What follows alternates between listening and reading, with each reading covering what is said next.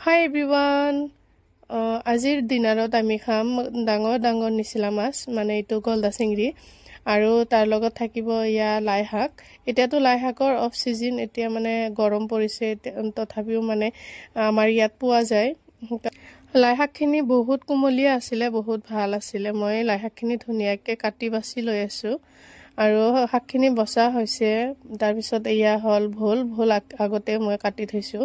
তাৰ পিছত এয়া ডাঙৰ নিছিলা মাছ কিটা মই এতিয়া বাছি লম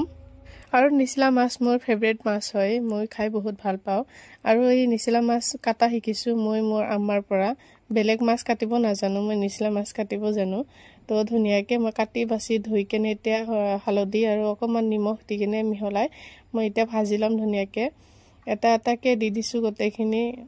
মোৰ নিছিলা মাছখিনি ভজা হৈছে মাছখিনি নমাই কেনে এতিয়া বনাই আছো মই লাই শাকখিনি মোৰ বনোৱা হৈছে এইখিনি ভিডিওটো মই দেখুৱা নাই মানে সবে জানে আৰু তাৰ পিছত এতিয়া কেৰাহীত তেল দি দিছো তাৰ পিছত পিয়াজ আৰু